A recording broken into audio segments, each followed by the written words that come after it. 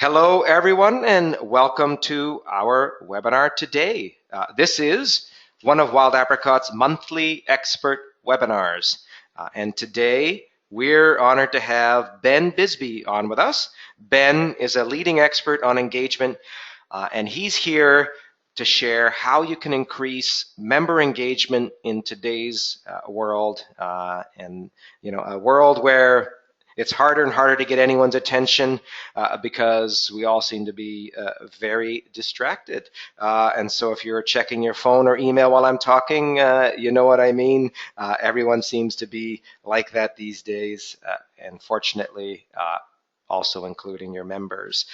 But Ben is here to help us with this problem and to show us how we can get engagement going and revive all of that in today's world. And we'll bring Ben on very shortly. In the meantime, let me introduce myself. My name is Donald Cowper, and I'm on the Wild Apricot content team. That's my face on the left of your screen, and beside me on the right of your screen, and he's actually sitting beside me here, is Rano, and he'll be on chat to help you with any technical issues you might have during the webinar. Feel free to ask questions to us or to Ben, and to do that, you can use the chat box. I want to make a couple of quick reminders before we move on. First, I want to let you know that we are recording the session, and we'll send you an email with a link to the recording within the next couple of days. Please watch out for that. I also want to let you know that by attending today, you are eligible to earn 1 CAE credit. And we'll get going in just another quick couple of minutes, but let me briefly say that today's webinar is being brought to you by Wild Apricot, or as some people say, Wild Apricot. I know that a lot of our customers are on with us today, so a big hello to you. But we always get people who aren't familiar with Wild Apricot. They're new to Wild Apricot, and I want to send you a big welcome as well. Thanks for joining us. And for those of you who don't know, I want to let you know that Wild Apricot is membership management software. It's actually an all-in-one solution for anyone running a membership organization. And that's because you can manage your member and contact database, you can run your events, build your website, process all your payments, and so on. And many of our customers consider it a lifesaver. And that's because it saves them hours each day in administrative tasks, freeing them up to focus on fulfilling their organization's mission. And we're quite thrilled with what many of our clients have been able to accomplish. We've watched many of them grow since we started 12 years ago, and they've watched us grow too. And thanks to our customers, we've been ranked, there you can see it, as the #1 rated membership management software solution by Capterra. And we've been ranked #1 for the last 5 years. We're all very proud of that here at Wild Apricot, providing you with great software. But we are also a leading provider of free educational content, which you'll find on our blog and in webinars like we have today with Ben. If any of you have any questions about Wild Apricot in particular, I want to let you know that we're happy to answer them, but we'll do that at the end of the webinar, so you're all free to stick around with us after the hour if you have any questions and if you have the time. So now, let's get to our presenter. And for those of you who don't already know, Ben Bisbee is a nationally recognized trainer, a speaker, and a consultant who focuses on nonprofit engagement. He is the founder of and principal of Rhinocorn Consulting, which is an engagement expertise consultancy that focuses on designing dynamic models of volunteer management, board development, fundraising, corporate partnerships, public program strategy and design, and all of that. So Rano beside me here is going to paste a link into rhinocornconsulting.com, so you can see that there and check out Ben's consultancy. Ben is also the administrator for the 31st Century Nonprofit Network on Facebook, and that's a community of engagement and content sharing for nonprofit professionals. I'm a member. I know lots of people who are, and I recommend that you join as well. And Rano's got the link in there for you. Thank you very much, Rano. And I'll let Ben share more about himself and his organizations. But let's bring Ben on promptly. Okay, Ben, welcome. It's wonderful to have you with us today. It's been a real pleasure. You're one of my favorites, collaborating with you leading up to this. So thank you so much, Ben. Really appreciate having you here. And you can take over the presentation, take over control. Let's just give us a moment while Ben does that. I appreciate that. I can go back and watch all the old videos. So for the record, if you tell everybody that, I'm going to find out. Okay. Just want to make sure. Yeah. Can you guys see everything all right? We can see it. I'm going to mute myself, Ben, and away you go. Yeah, thanks, Donald. Thanks, Rano. Well, good morning to some of you, and good afternoon to many of you on the call. I'm Ben Bisbee, as Donald so kindly introduced. And so we're going to talk today about the 7 ways to increase member engagement in a distracted world. So it's a real fun subject that I really enjoy talking about. And for those of you that have had a chance to read any of the blogs leading up to this that we did some promotion on, you already have a bit of a primer. So now we're going to kind of really dig into some of the great work here. So just a little bit about me. I like to just sort of start out by saying a couple things about me to help people get a sense of who on earth they're talking to, other than the kind introduction that Donald provided. I start out by saying I'm not a psychic. That will become increasingly clear over time, as you realize, as you're sitting there yourself saying, this guy doesn't know anything about me. He doesn't know anything about my engagement needs. You are correct, my friend. This was built for a much broader audience, obviously, for the hundreds of you that are online. And so if you yourself are sitting there wondering why I don't know more about you, that is simply because I'm not psychic. I have 20 years in the nonprofit industry. I worked 20 actual years in the actual industry in a variety of spaces. I had my own certification in volunteer administration. I raised millions and millions of dollars for massive global organizations. And then 2 years ago, decided to start my own thing because I am a crazy person. I'm a consultant, author, speaker, so I can be seen in all sorts of settings and read in all sorts of settings if you are so inclined after meeting me today. I have 7 cats and 1 husband, so that ratio, of course, is really deep, right? And so if you're thinking like, this guy's a little nuts, the 7 cat thing should really drive that home if you don't figure it out already.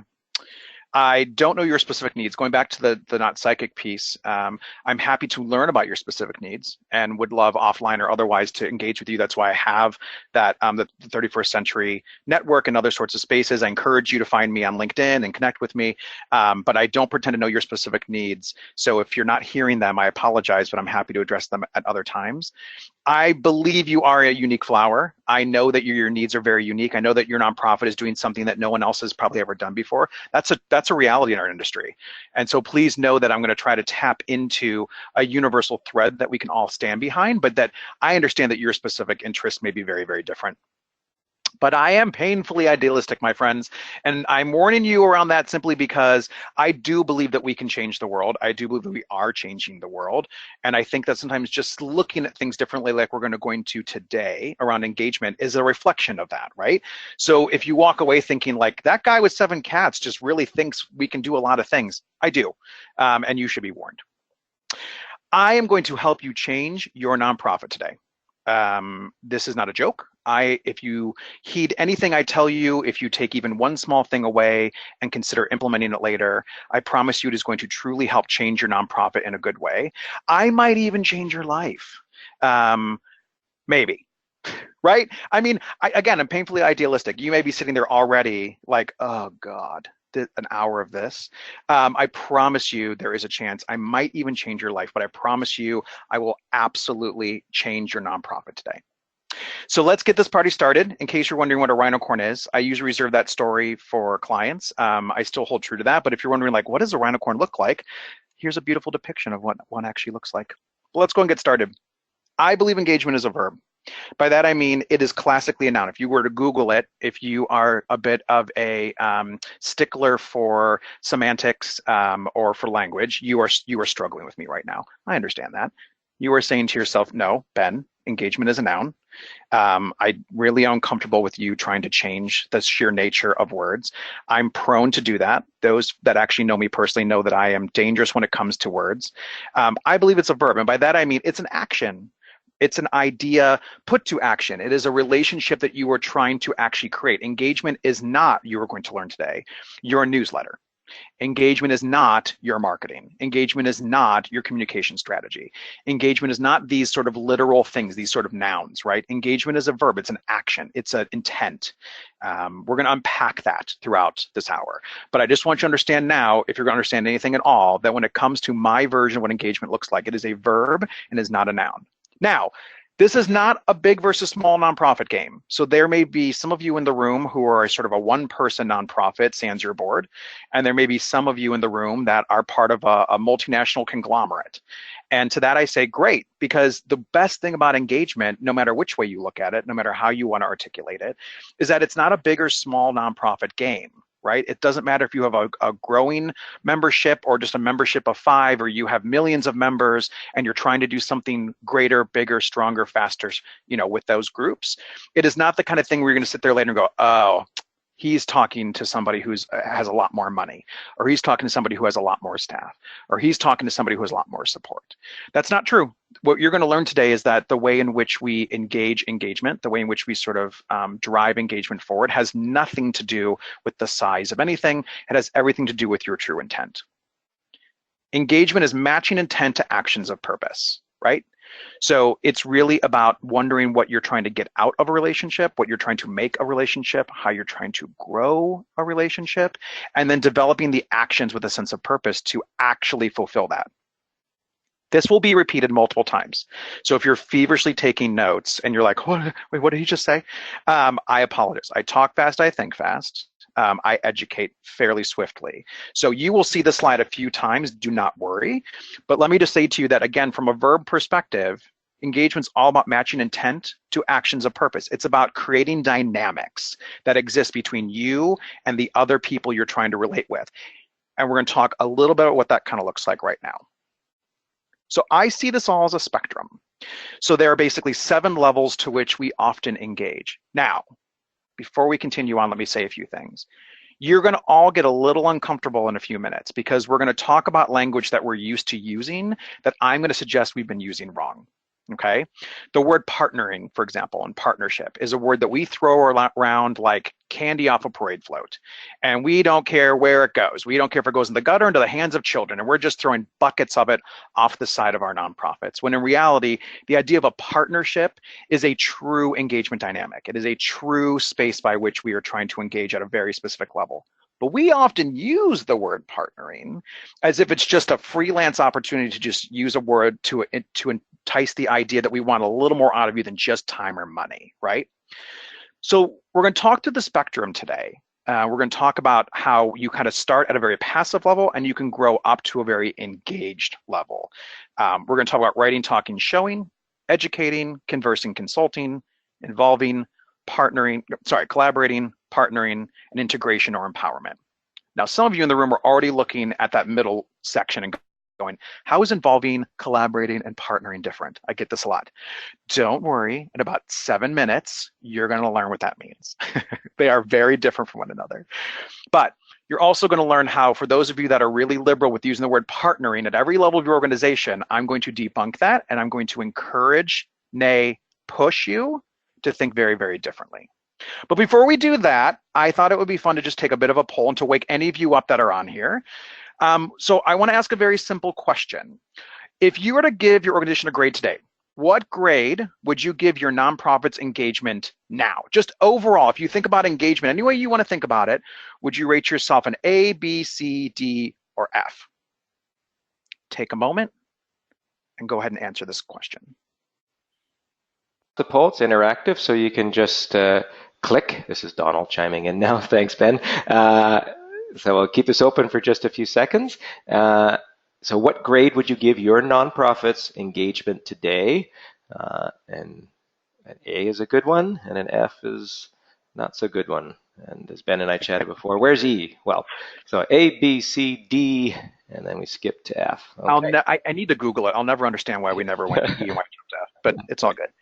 So, okay. So yeah, let me. I know we're. Yep. Yeah, I'll just close the poll in 3 seconds. So 3, 2, 1. Thanks everybody for their responses. I'll close the poll so we can share it. That's okay.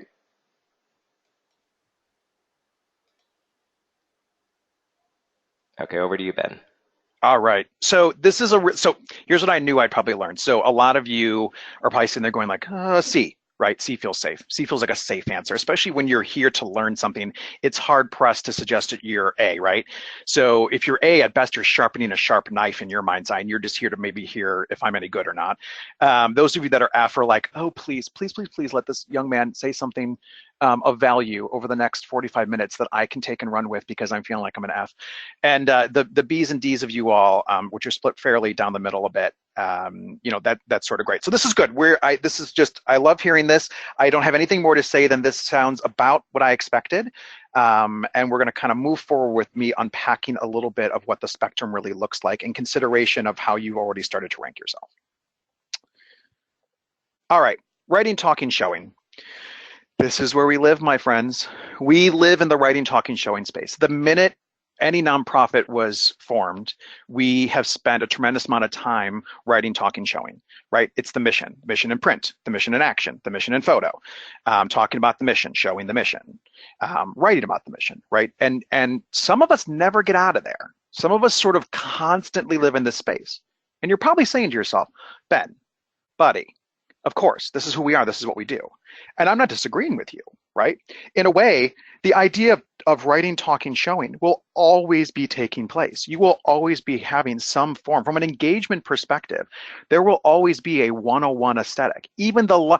I used to work for the American Red Cross. It is arguably one of the best known global brands on the planet. It often beats Coke when it comes to brand identification globally. They write talk show all day, but they don't live there. They just know to always be doing that. That's not where they exclusively live. It is just one facet of how they talk about themselves, for example. Many of us in this space never know how to leave this space. We get stuck, deeply entrenched in the writing, talking, showing space. We only kind of know how to do this. And again, looking at it gently, you're thinking, that's not so bad.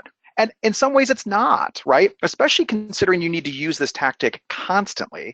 It's not a bad place. What's bad is when you don't know how to kind of progressively move forward and you're trying to make stronger relationships and all you're doing is writing, talking, showing. And let me explain how. Educating. This is the next level up.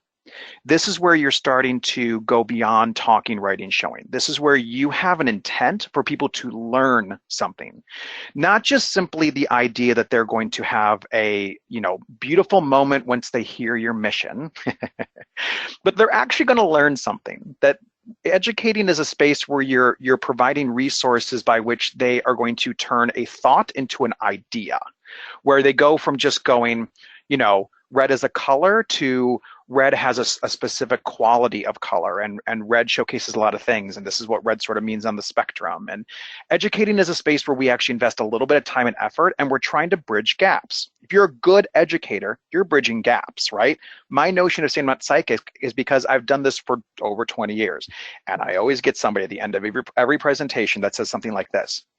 My nonprofit's really different, and I don't feel like you spoke to that at all. And usually I'm speaking in front of hundreds of people and I'll say, oh my gosh, in the early days, I would feel like that was a criticism. And I think in some ways it's often meant to be one. And I would sort of backpedal and I would stress. I now realize that as a stronger educator, that I need to do a good job of bridging gaps right up front. I'm not a psychic. I'm not going to know your specific needs, but I encourage you to invite me into a conversation about them, right? I'm educating you on the process of how this works. It's the same with your nonprofits. Education is the next level in because you're providing a little more insight. You're trying to bridge a few gaps that you're either anticipating or you could anticipate when it comes to the audience at hand, whatever that kind of looks like. Then there's conversing consulting. So this is different than education, right? Because education can still very much be a one-way road. Yes, the receiver of the education is learning something and having their own internal process. But conversing consulting becomes another layer where there's often education that starts to work in both directions a little bit. And you're conversing, you're having a conversation, you're inviting a conversation. So this often looks like things in our nonprofits where we will say things like, we'd love your feedback, or you're asking for surveys, or, tell us if we're doing a good job, or, on the back of trucks where it says like, call us if you see us driving well, or if we're not driving well. And then there's the consulting, where you're seeking advice from specific audiences, right? So you're asking people to provide you feedback. Like, are you a member? We'd love to know more about your membership. Are you a gold member? We'd love to learn more if the gold membership is working out for you. Are you a 20-year plus member? We'd love to learn more about your several decades worth of experience. The consulting space takes it up a level a little bit. And it's a space where you're starting to invite a conversation. And again, it becomes a two-lane highway at this stage.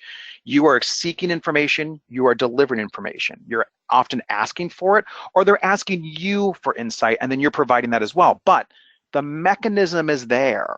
The opportunity is there for it to exist, okay? So often, for example, when it comes to survey work, I will see organizations do surveys because it feels right to do a survey. And then I'll say, what are you doing with that survey? Blank stares.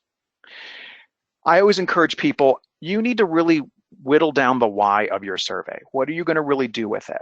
Don't just do a survey for the sake of a survey. Nothing bores an audience faster. Nothing bores a membership faster than being asked 1,000 questions that go nowhere, that don't seem to be well utilized. And so even if you can give some intent as to why you're asking, not just simply feeling proud that you thought to ask, can go a really, really long way when it comes to the idea of creating conversations and doing some consulting around subjects. And that is why this in particular is moving further and further down the pipeline of deeper engagement. Involving. Now you're saying to yourself, Ben, on what planet is involving different than conversing or consulting?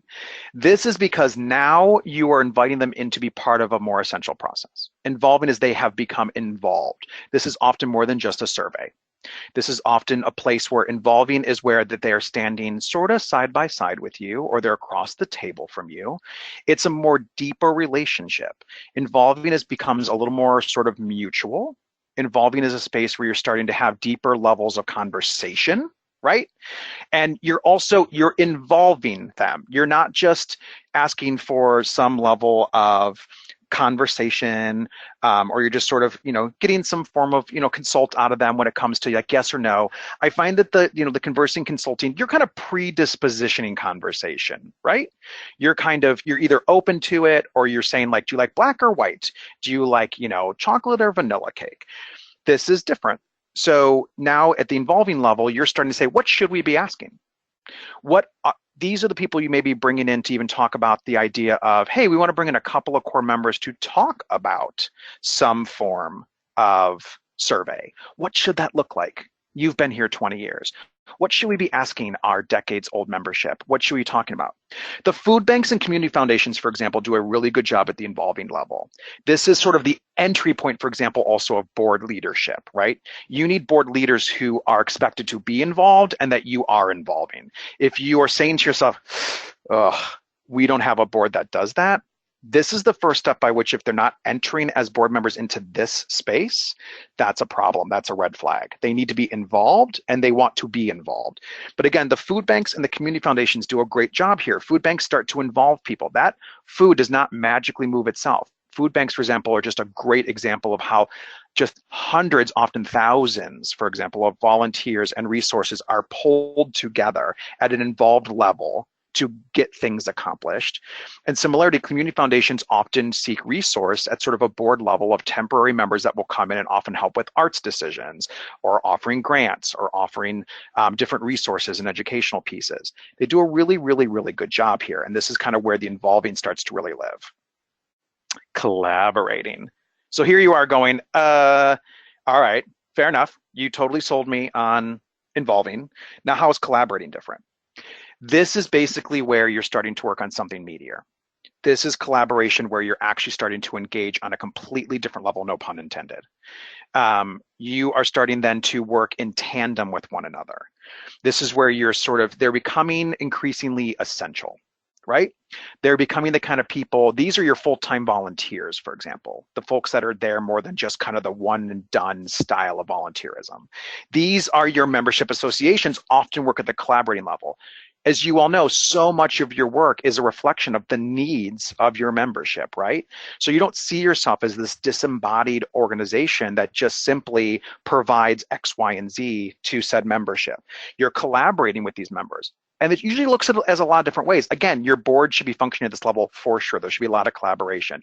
You often have subgroups, not just off your board, but off your membership. You have tailored membership groups. You have high-level volunteers and frequent volunteers. You have frequent collaborators and partnerships, for example. You're now at this stage, you're starting to work with third-party organizations as well with a certain level of intent. And at the collaborating level, you're collaborating. So what right now Wild Apricot is doing with me is a collaboration. They're bringing me in as an expert to talk with you all about engagement. Engagement is high on their Richter. They could probably do a version themselves without me, right? But we're collaborating on the intent. We worked together on what this was going to look like and how this was going to sort of cascade all of you and get you all excited and how you all were going to just, regale me with 1,000 thank yous, right? At least that's what they promised. So don't fail me. But this is the collaboration note. Collaboration is a much deeper level down the pipeline where you're actually starting to have agreements with each other about what you're going to be doing. And it starts to feel increasingly mutual. But that takes us to partnering. So partnering is a whole nother ball of wax. This is a very deep leap up or down, depending on how you want to look at the spectrum. Partnering is now where you guys are kind of in it pretty 50-50. This is where if Wild Apricot, for example, wanted to resource me to curate a larger year's worth of resources, that's a partnership model, right? The American Red Cross, again, referencing them for a minute, N10, the nonprofit technology network. These are two organizations that do a lot in the partnering space. So I am faculty for the N10 organization, and I teach courses for them year-round for their certification program. Red Cross works with a bevy of community partners on resources. People often think, the joke used to be at the Red Cross, for example, that people would often think of them as medicine and mattresses during times of disaster, when in reality, they have nothing to do with that. They're more of a human 911 network. And so they will connect you with the people that offer medicine and mattress. The person you're talking to at the 911 office is not actually coming on the squad to come save you, right? They're dispatching the people that you need to come help you. It's the same thing when it comes to the Red Cross. They are working with a wealth of partners in the community that provide all those resources like medicine and mattresses during times of disaster. They don't distribute them. They're connecting you. It's a partnership that they've developed. It's an understanding between the two. And that's a key piece of this. Partnerships have a lot to do with clean understandings on both sides of the equation. Both sides are getting a lot out of this. You are facing each other. You are both in it to win it, right? And partnership is the kind of thing that I said before. We throw this term around a lot, except the problem with this model is that there is a lot that is required on both sides of the equation for this to work. So calling your members partners, it's a little dicey because partner means something. Being a true partner means a certain level of relationship that you expect out of them and that they expect out of you. In a few minutes, we'll discuss a little bit of how this can kind of go a little sideways, but just know that I'm not done with the partner conversation in any way, shape, or form. But we are definitely, hopefully starting to form an understanding here of how partnership looks very different than just, say, educating or conversing. But the last thing I want to talk about on the spectrum is integration or empowerment. Habitat for Humanity is probably the king of this space. They don't build houses literally without people coming in masse to help build the houses, to hammer those nails, to lay that wood. They are just a great, easy reference when it comes to integration or empowerment. This is the level by which you almost can't exist without them. Now, your board, in theory, is at this level. The board itself, the existence of a board is here, right? And you can almost make the argument too that, for example, your constituencies, your stakeholders, your members also in mass represent this body, right? But ultimately, this is a level by which without them, you can't envision a life without them. This is a world where you can't imagine an organization without this level of involvement. These are your top most essential resources and partnerships. These are your custom relationships and partnerships. These are those very, very detailed relationships that people often struggle with, that are hard to replicate, that are sometimes even hard to identify, right? It's sometimes hard to put your finger on this level. Sometimes, for example, an organization does so well because of just the city that they're in, and they know this, right? They're in a city of a certain level of wealth or a certain level of support or a certain level of advocacy, and they've never thought about it, but that part, not just because there's a brick and mortar relationship, you happen to be out of that city, but they realize that there is an integrated, empowered attribute to that partnership, to that relationship in particular, when it comes to an integration and empowered environment. That's the top level. Now, That's not to say, and we're going to talk about this again in a moment, that's not to say that necessarily this is where you got to be. This isn't the kind of thing where to be the most perfect relationship, this is where you've got to go. This is just to say that at the integration empowerment level, this is the height, the very height of relationship engagement, right? This is the very top level that we sort of have. Now, let's go back to that original quiz. We're going to launch a quiz again. Exact same quiz. I made this so easy on all of you, right? Because I'm a very giving guy. So I'm going to ask again now with a little better understanding when you think about your engagement, how would you grade yourself differently now? Would you grade yourself differently now? We'll take a few moments here. I can see everything coming in, which is really fun. I'm already starting to see numbers shift a little bit, which is always fun. It'll take about 3 more seconds. See people still clicking. So yeah, we'll do a quick countdown. Try to get your answers in. Thank you, everybody. The numbers are still flipping around. Okay, great. So 3, 2, 1. I'm going to close the poll and we'll share the results. Okay.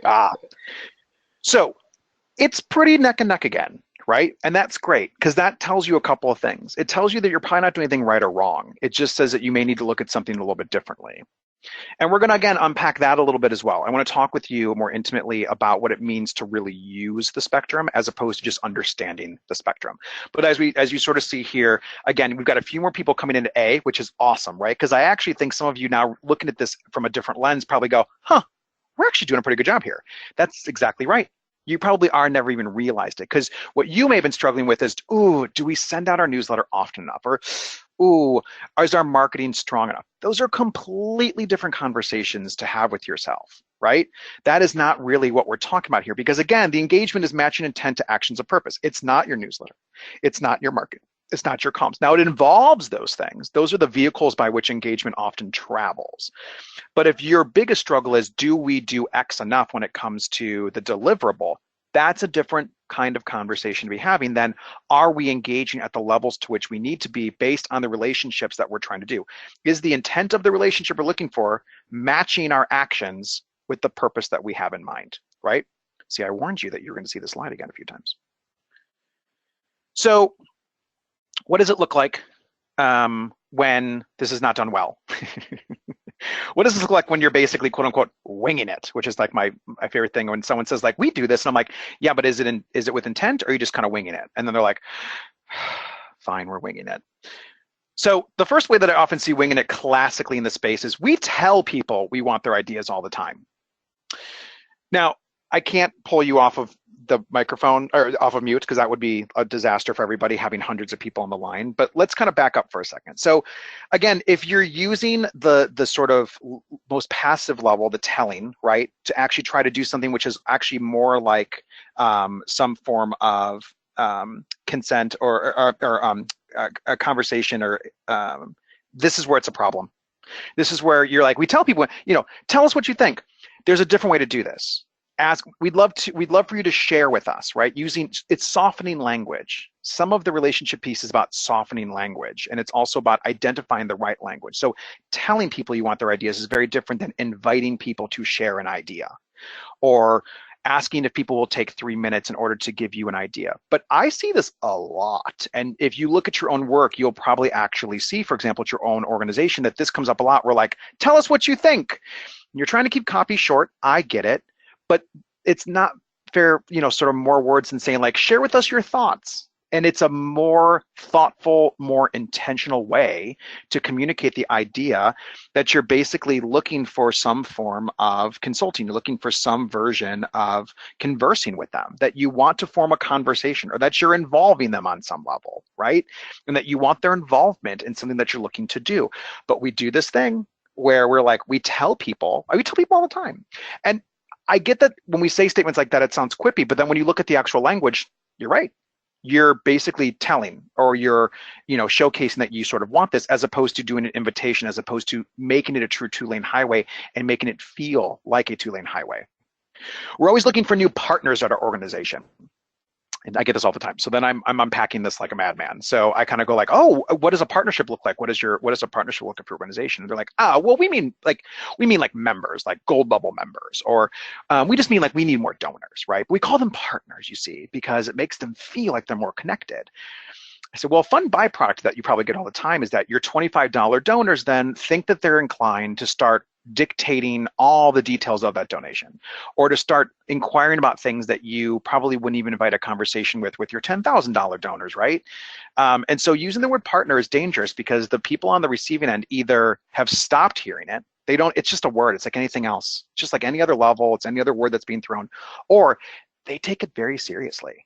They take that serious. They see it as an invitation passively to become more involved, to become more expressive. Now, there's not necessarily any problem with that unless you haven't built a model to accept that expressiveness or accept that level of detail, or frankly, you don't want it.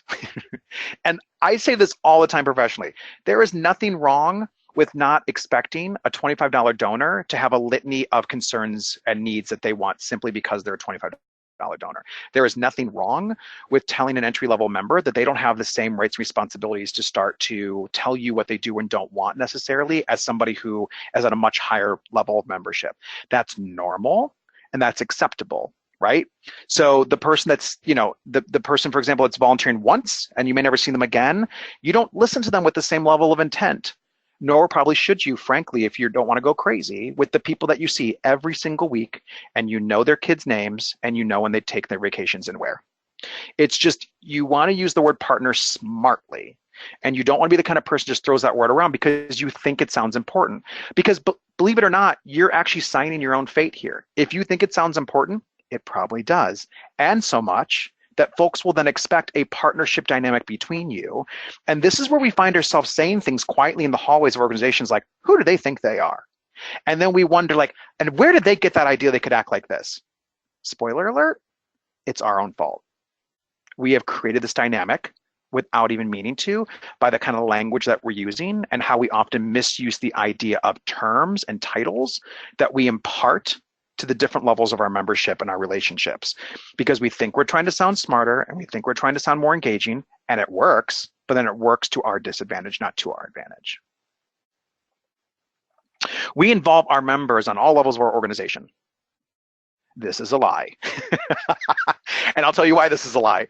Because how many times have you done something where you don't have a mechanism, for example, where you're simply asking people if they enjoyed lunch, the free lunch that you provided, and yet they want to tell you about whether or not they like the ham sandwiches. And that sounds like a really benign thing to complain about, but it's a really specific one that we've all dealt with. And then you're like, oh, somebody came to me, they hated the fact that we had ham sandwiches. They wanted soup or they wanted something else. But this goes down the rabbit hole, right? So we say things like, we want to involve our members at all levels of organization. No, you don't. You don't on multiple levels. You don't within the stuff that the board membership is responsible for. You don't when it comes to the idea of how, for example, you give away raises to your staff. You don't when it comes to a variety of things, to the color of your font, to the look of your, the way in which your mission is written. Yes, you may invite individual people at certain levels to come in. You may kind of bring in at an involving level or a collaborating level, even a partnering level, certain groups or individuals to come in and provide a certain level of resource in various areas of your organization. But when you say things like, we involve our members at all levels of organization, you better prepare then to back that up. And again, there you are in the hallway saying something like, who do they think they are? And what do they think they're doing? Because again, we use this language because we think it sounds impressive.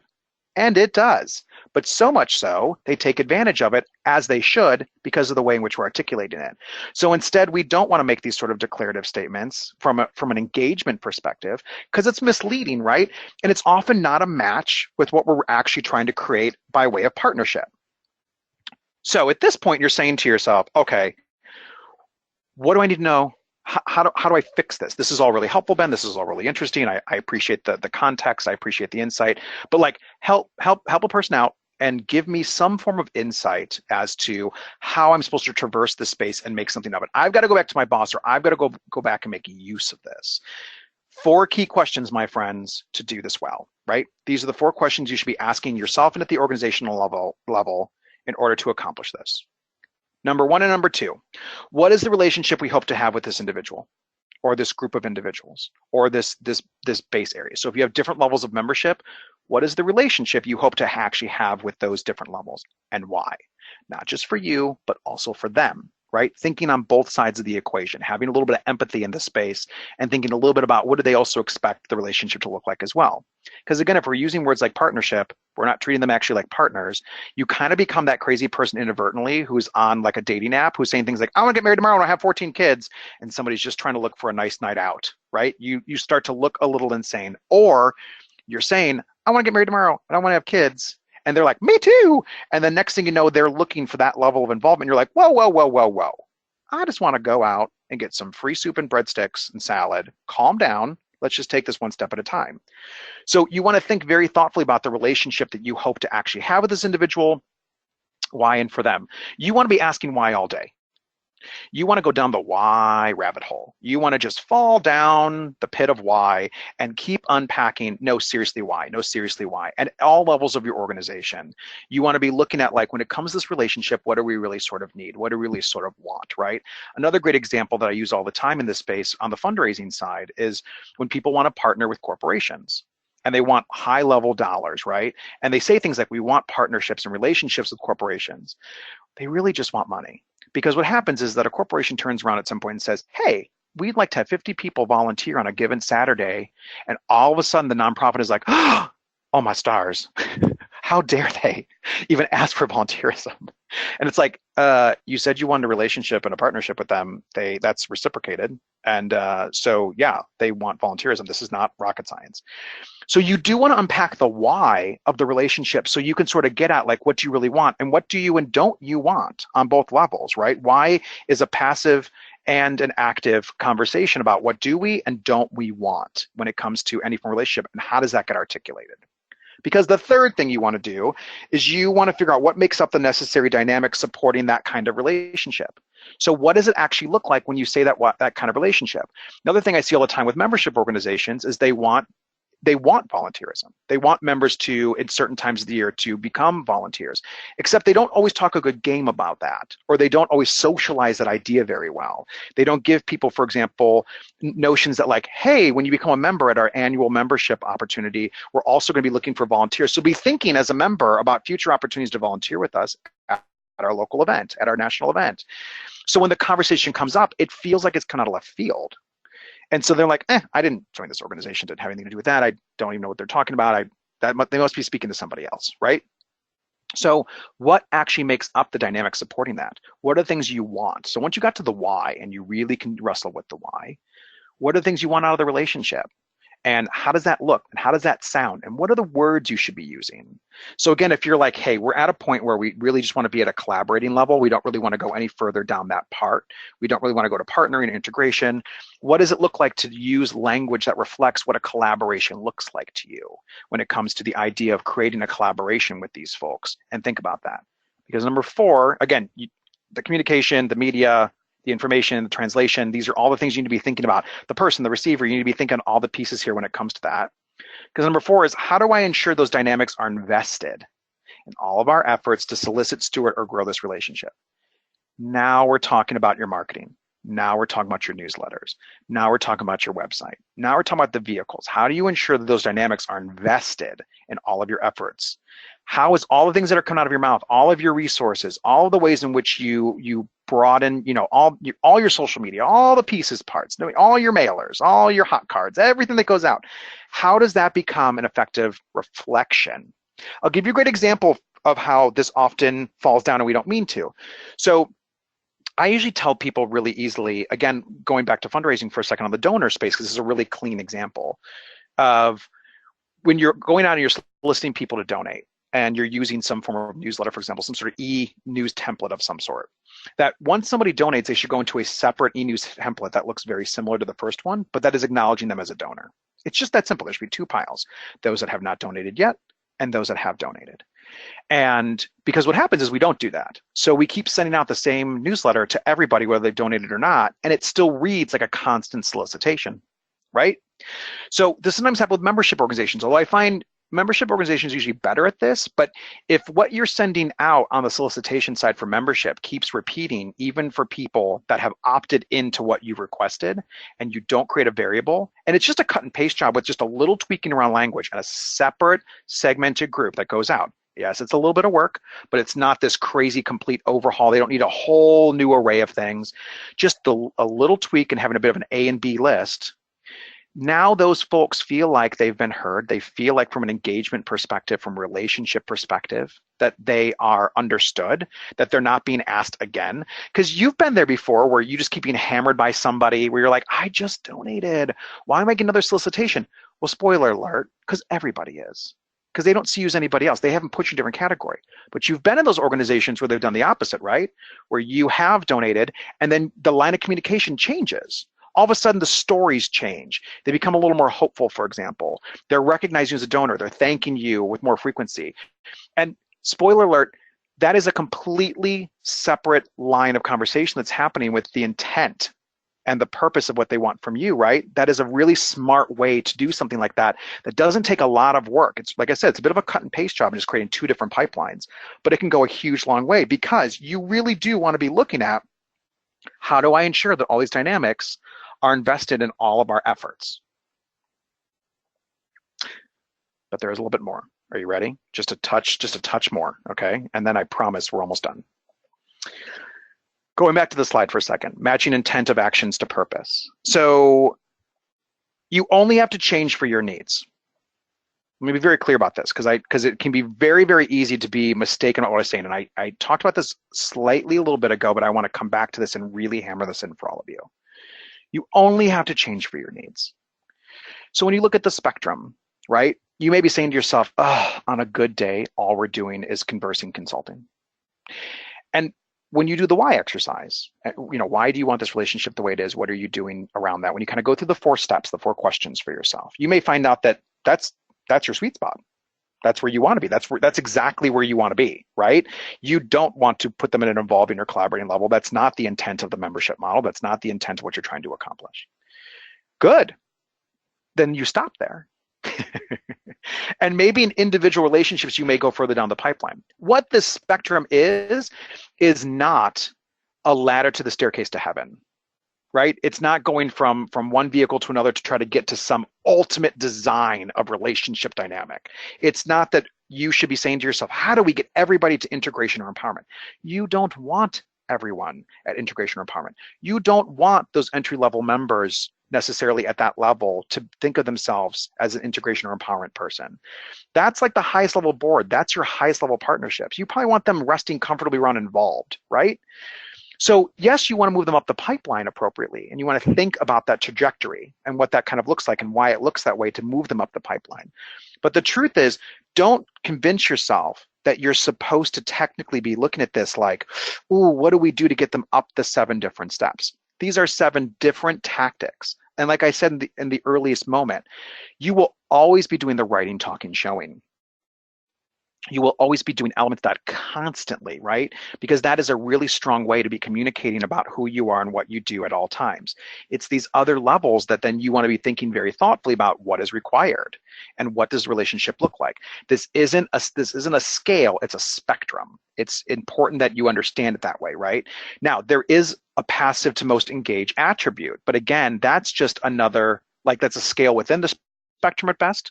Now I'm getting overly complicated, right? But again, it's a really important way to think about this as something where you sort of understand that once you realize what you really want out of that relationship, you shoot for that, and then you kind of rest on your laurels, and you really build a strong platform to support that, and you don't feel anxious that you're not going all the way through the 7, because it is a huge waste of your time, and that's a really bad way to do it. And I've seen that too, right? We've seen organizations that just another good example of this is sponsorship packages for things, where people want to do sponsorship for things, or certain membership levels that are more money, but they start to layer in all these really intense benefits. And you kind of look at it and go, who is this for, right? You can justify. You often can do a better job of justifying a relationship through the way in which you work with that relationship, to which your engagement thrives in that relationship, versus quote unquote giving them a bunch of stuff. and giving them all these portals and platforms. Often, again, it's not often, it's how you make people feel. It's not necessarily as what you do, right? And so creating the right engagement dynamics is far more powerful than having this massive list of benefits when it comes to moving people up, but also recognizing where they should be at. Engage smarter, not harder. That should be the tagline, right? Engage smarter, not harder. Okay, maybe a little harder, but the smart kind of hard. You get the point. So I apologize if this feels like, "Ooh, this was super overwhelming," or if you're thinking to yourself, "Oh no, what have we done? Why have we taken this? Now we have to unlearn things that we've always thought we've learned. We use partner and everything." That's okay. There's lots of ways to change, and this is a bit of a slow process. Think about yourselves really critically. Think about the way that you can work smarter and not harder, because I'm promising you that often, even though we use things like partnership, we feel like we're doing a good thing, it does create more chaos on the back end, right? It does create opportunities where, and I'm picking on the word partnership, but it could be any other way in which you're articulating any form of relationship that is not the effective match for what you're trying to actually accomplish. That is not necessarily where you want to be landing, both on from their perspective, but also from your own when it comes to the true relationship that you're trying to build between those two spaces. It is a very distracted world. And so the best thing you can do is engage with intent, right? So it's not necessarily a numbers game. It's not how many newsletters, it's not how many ways in which you're doing social media necessarily, although there are things that track those, and there are things that say the best times to promote. And there's faith in that science of what works like. But the truth is, what your best effort is used on is what you're trying to get out of the relationship and how you model that, as opposed to all the other pieces. Because in a distracted world, the best thing you can possibly do is live with intent and create relationships from that intent. Thank you very, very much. I will pass this back to Donald. We'll open it up for some questions and comments and final thoughts. Super, super appreciate. I just want to take a moment and just thank the Wild Apricot team. They have been an absolute dream to work with. They are just a really great partner when it comes to those of us that have something to say and want to express it. So I just want to thank all of you. And then just real quick, just kind of help you all figure out where to find me. So like I said, connect with me on LinkedIn. I see LinkedIn as a really fluid platform. It's not the kind of thing where I'm like, I haven't worked with you, I don't know who you are. I actually really love to connect with people on LinkedIn. I do a lot of writing on LinkedIn, do a lot of communicating on there. You can also find me on Twitter at Ben Bisbee. Rhinocorn Consulting, there's a link there. Thank you very much again. To Rhino for putting that up there. You can find me on Twitter again with Rhinocorn and my team. We're on Facebook as well if you want to go there and find us. And then the 31st Century Nonprofit Network is a passion project. Can you believe I just said that as a consultant? But it's a passion project because I feel like we don't share enough content and we don't allow ourselves to share content. We often go online for kind of some variation of Google, right? We run to it to sort of like ask for a resource, but we don't, if we read a great blog or we wrote a great blog, we don't always run there to promote it. And so it's an open space on Facebook that allows people to read great content, talk about great content, and just sort of share in our shared experiences. So it's very highly engaging. It's a great place to sort of be. So thank you very much again to the team, and I'll pass back over to Donald. Great. Thank you so very much, Ben. Let's see if we can squeeze in a couple of questions. After that, I'll show everybody where they can, just give me 1 second. Did I pass you to the right person? I've got it. Yeah, thank you. There we go. Okay, great. Okay, back to my screen. Yeah, and after we take a question or two, I'll tell everybody where we can continue the conversation. So thank you very much, Ben. So here is somebody who's saying they are part of a professional association with individual and a few corporate members. Dues are small, that's $60 a year, they're saying. Membership is low, engagement of members is low based on attending trainings and social events. And do you have any thoughts on growing the members and increasing attendance for educational and social events? So that's obviously it's a great question for you. Yeah, and see if you can answer it in a minute. Yeah. I mean, I'll say this. I think the trick is in that situation is to connect with anyone who's been vocal, right? Always look for the folks that are liking things, communicating with you where they are. Take advantage of those couple of folks.